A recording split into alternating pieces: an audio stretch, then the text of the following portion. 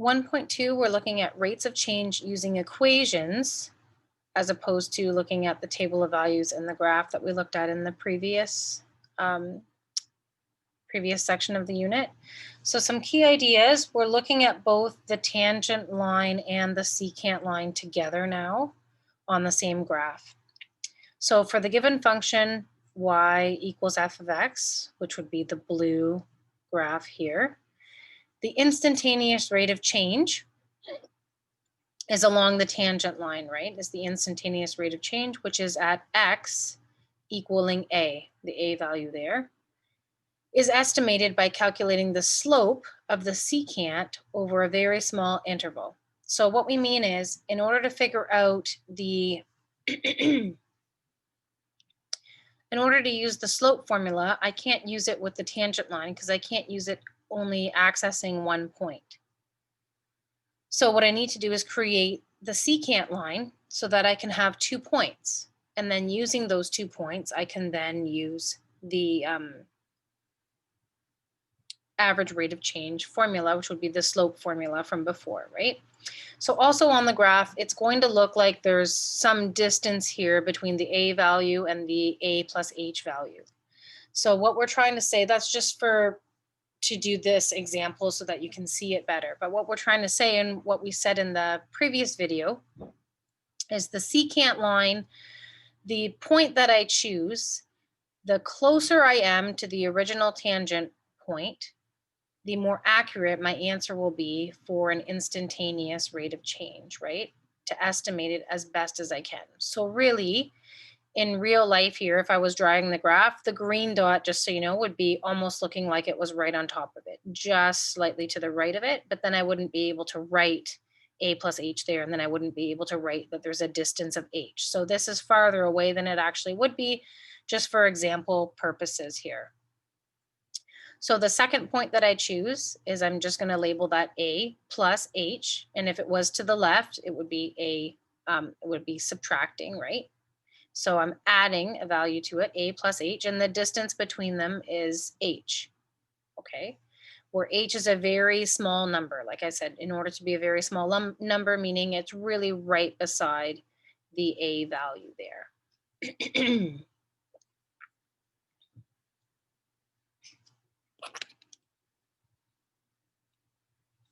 So this a plus h, oh, too thick here, is in relation to a, which is why I'm calling it a plus h. I don't want to call it a different value like b, for example. I want to relate it to a, is what I'm meaning to say there, in relation to a. So I need 2 points, right, to figure out this average rate of change formula, which what we will be calling the difference quotient. So here, my x value of a, I don't have a y value. So what would my y value be? My y value be, I have the function f of x. So instead of x at the value of a, I would have the value f at a. And at the a plus h x value, if I come across here, I would have my y value is f of a plus h. Okay, so this a is only because I listed it as a, but it's where my x values are. So these are my x values. So my 2 points are a, x first, then the y value, f at a, and then the x value, a plus h, and then the y value, f at a plus h. So those are my 2 points right there. So the expression f of a plus h minus f of a divided by h is called the difference quotient, which is basically figuring out my average rate of change. I can show you the long way. If I were to take this function, a plus h, and minus f of a, right? y2 minus y1, that's what this is saying. F at a plus h minus f at a. But then you might be saying, well, how come the denominator doesn't say a plus h minus a? I'll erase this after, but a plus h minus a, the a minus a cancel out, and I'm left with the h. So that's what happened there.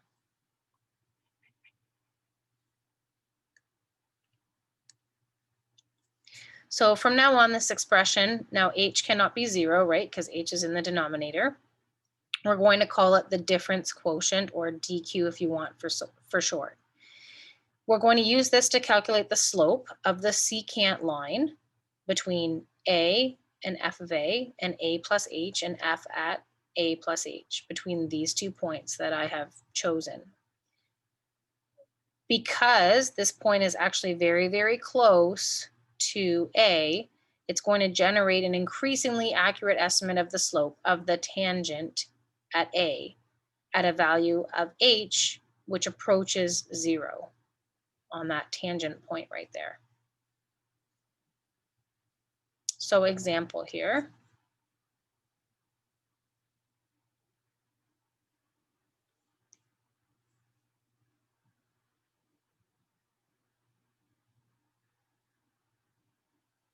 And just to mention, the closer the 2 points are, again, the more accurate you will be. Just looking over my notes in case I didn't mention that.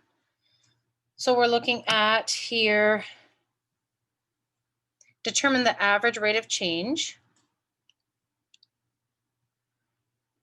from x value of -3 to an x value of 1 for the function, this is different than before, f of x equals 2x cubed plus 5x as an equation, using an equation. So this is just reviewing the average rate of change before we look at the instantaneous rate of change. These values here, x at -3 and x at 1, from -3 to 1, they are not right beside each other, right? They are not close together. So we're not determining the instantaneous rate of change. We're actually just determining the average rate of change between these 2 points. Okay, so my average rate of change formula is my change in y's over my change in x's. So what are my y values, right? I have my x values, -3, let's say -1 on the bottom, but what are my y values? So that's what I have the equation for here, right? This side would be y. Plug in my x values and figure out what your y points are for both -3 and 1. So if I want to determine f now at -3, when I see x, I put in -3 plus 5 times -3. So -3 times -3 is +9, times -3 is -27, right? If it's odd, it'll stay negative. If it's even, it will change to positive. And take away 15, positive and negative. So if I were to double 27, I would have -54 minus 15, which then I have -69. So therefore my 1 point, the x value I already had was -3, and when I subbed in -3, I have a y value of -69. So now let's sub in f at 1, the x value of 1, into the equation. So 2 times 1 cubed plus 5 times 1. So again, 1 cubed is just 1. 1 times 2 is 2, plus 5 is 7. So therefore my second point, if you will, would be x value of 1 and a y value of 7. So then I just simply take those 2 points and sub them into my formula here. So my y values are, let's say that's x1, y1. Let's say this is x, the second point, and y, the second point, y2. So 7 take away -69. Divided by, I have to start here. If I had 7, I have to start with a 1. Take away, and my x value is also negative. So notice the double negatives there. So I have 76, 7 plus 69 is 76, over 1 plus 3 is 4, which actually divides nicely. If you take 76 divided by 4, I get 19. So 19 would be my answer of the average rate of change. So this is the average rate of change between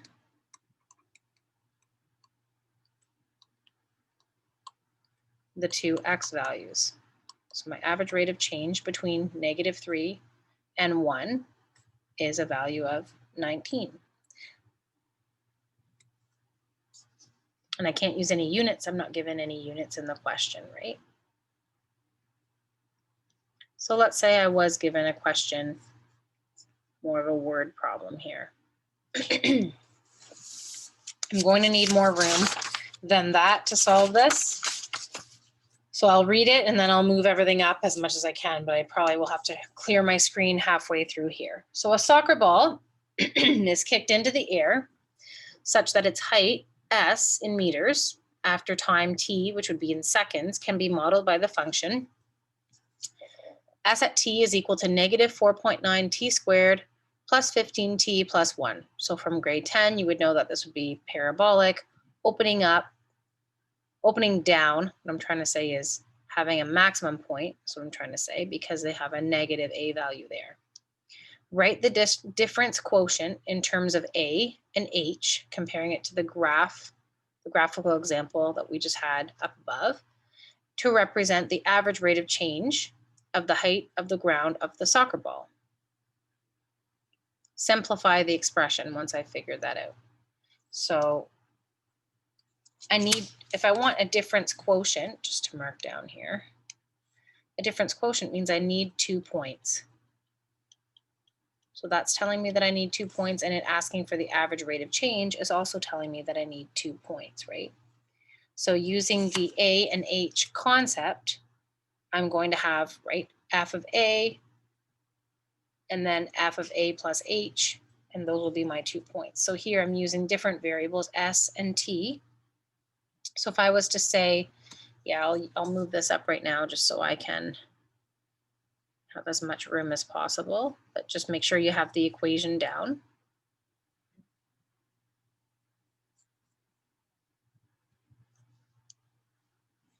So I would have S of A instead of F of A.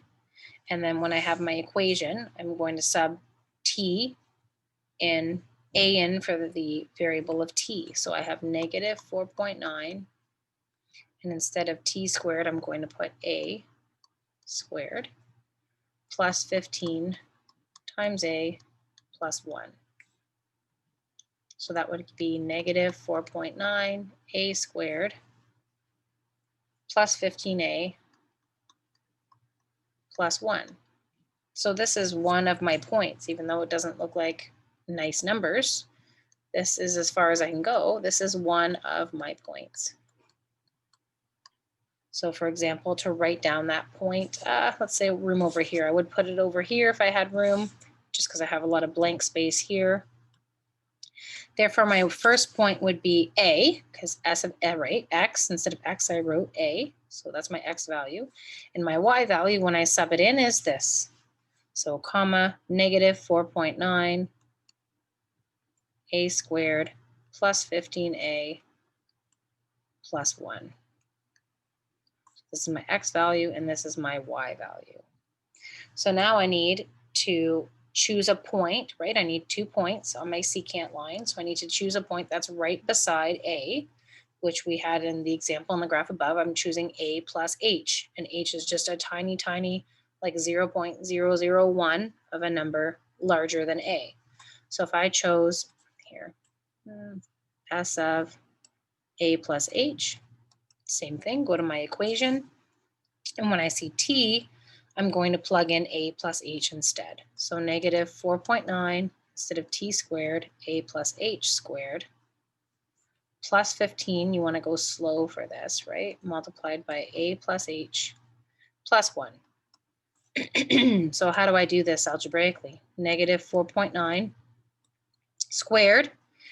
Now, if you remember, you can use Pascal's triangle in binomial expansion, or A plus H squared. You can just use FOIL and write out A plus H multiplied by A plus H, so twice, plus, and here I can use distributive property, right? 15 times A and 15 times H would be 15A plus 15H plus 1.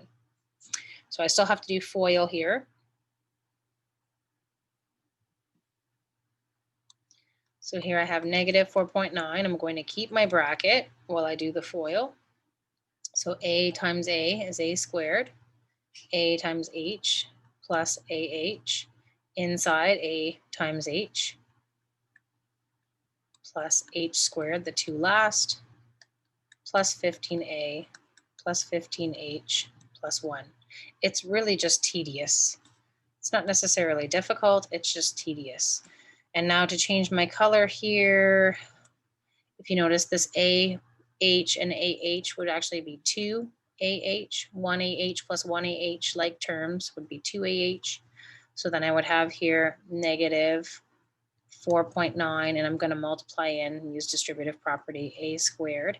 Then I would have negative 4.9 times 2 AH. So that would be negative, that's supposed to be a negative 9.8 AH minus 4.9 times H squared minus 4.9 H squared, and then the rest of it plus 15A plus 15H plus 1. And yes, it's long. Let's look, A squared, there's no other A squared or AH's. There is nothing, there's no like terms, so there's nothing to simplify. So unfortunately, we have a very long second point. So therefore, my second point is my X value I chose as A plus H, and my Y value is this long expression. So negative 4.9 A squared minus 9.8 AH. Make sure I'm writing it down properly. Minus 4.9 H squared plus 15A plus 15H plus 1. So this is my X value, this is my Y value of my second point. So I'm going to use those 2 points. So let's just say use these 2 points to calculate the difference quotient.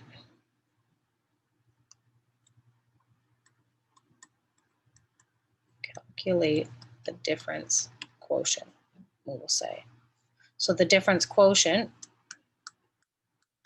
was f of A plus H, right, minus f of A divided by just H, because the A's canceled out, we went over before.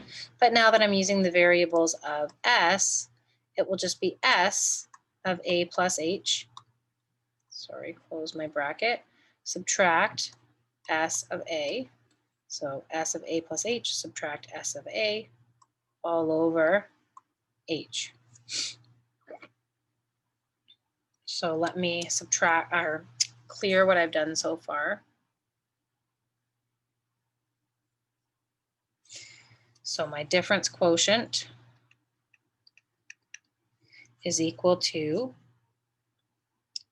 S of A plus H. So the Y value of the second point, so that big long one, negative 4.9 A squared minus 9.8 AH minus 4.9, sorry, H squared plus 15A plus 15H plus 1.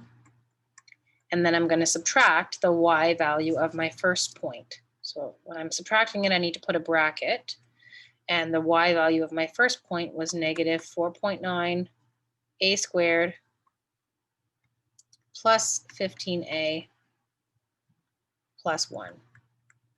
Okay, so then I need to bring in the negative, distribute. So I have to write out, oh, I forgot to divide by H. Okay, I'm going to erase that equal sign, it's too high up. So then here I have the whole beginning again, negative 4.9 A squared minus 9.8. Probably the nicer you write it out, the better, so you don't get confused on letters and numbers and values. I'm not the neatest writer. Okay, and then bringing that in, negative and negative becomes a positive 4.9 A squared. Negative and positive is a negative 15A, and negative and positive is a negative 1. And I'm just going to go back to my notes and make sure that matches. And again, divided by H, right? I'm not doing a very good straight line, but divided by H. Now, if we take a look though, is there anything it actually can be simplified? It actually does look a little better in a little bit. So I have the negative 4.9 A squared with positive 4.9 A squared. I have a 15a minus 15a, and I have a positive 1 that can cancel with the negative 1. Nothing's canceling the h yet. So on the top then, I now have, just to use a different color, the negative 9.8 AH is now first. Negative 9.8 AH minus the 4.9 H squared plus the 15H, and everything else is canceled out, divided by H. Okay. And our goal here is to get rid of the H on the bottom if we can. So we can common factor out, if we look, the H is common on top. We can common factor out the H so that we can cancel it with the denominator. So if I were to factor out an H on top, I would get negative 9.8a minus 4.91h plus 15 divided by h, or if I use that blue again, the h's cancel out, and I'm left with negative, it's not so bad now, right? Negative 9.8a minus 4.9h plus 15. But okay, what does this mean? So this is simplified. And what is the point of this now, right? So if I look at the next question, so I can rewrite that again in C, I will need it. So just make sure you maybe select, so for example, kind of highlight it if you can. But that's our simplified expression.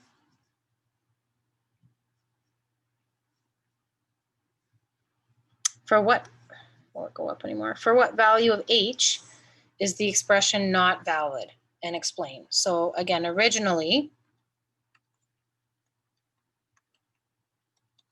we had H as the denominator, right? Originally, H was the denominator. So then H cannot equal 0. Because if H equaled 0, then my A plus H value would actually be on top of the A value, and then I would only have 1 point. So if, right, just saying if H was equal to 0, then I would only have 1 point, and I need 2 points. So this is why H cannot be 0. So using the simplified expression, so let's write down what that was again. The difference quotient was negative 9.8a minus 4.9h plus 15. Using that expression that's simplified, estimate the instantaneous rate of change of the soccer ball at 2 seconds. So if I want the instantaneous rate of change, I'm getting it on the tangent line there, right? So my A value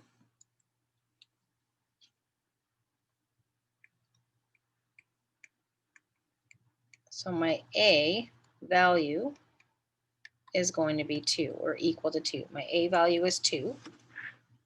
And if you remember, I need 2 points, right beside it to have an instantaneous rate of change. So let's say after the 2 on the right-hand side, I was to move over 0.001, like a point right beside it, I mean, that would be my H value there, right? So I'm going to use this as my A value, which is 2, and my H value of 0.001, point very, very close to it, to have the best estimate of the instantaneous rate of change when the soccer ball is at a height of 2. So I plug in negative 9.8, my A value is 2, minus 4.9, my H value is 0.001, plus 15. Now I could have used a different value, another number close to 2 or moving to the right of 2. I could have moved over 0.0001, but I just chose this number, but you could, if you choose a number with more zeros, it would be even more accurate than that. So I have negative 9.8 times 2 is negative 19.6. And then if I were to take negative 4.9 and multiply it by decimal 001, I have negative 0.0049. So 4 plus 15. So negative 19.6 minus 0.0049 plus 15.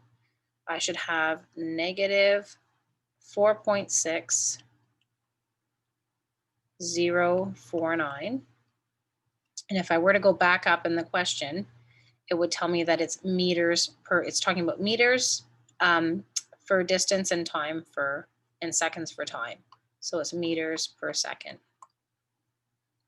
And this is equal to, again, not exactly equal to, but a pretty good estimate of my instantaneous rate of change. And another thing to mention here is because this is negative, my instantaneous rate of change is negative. On my tangent line is negative. That means the graph, right, is on its way down.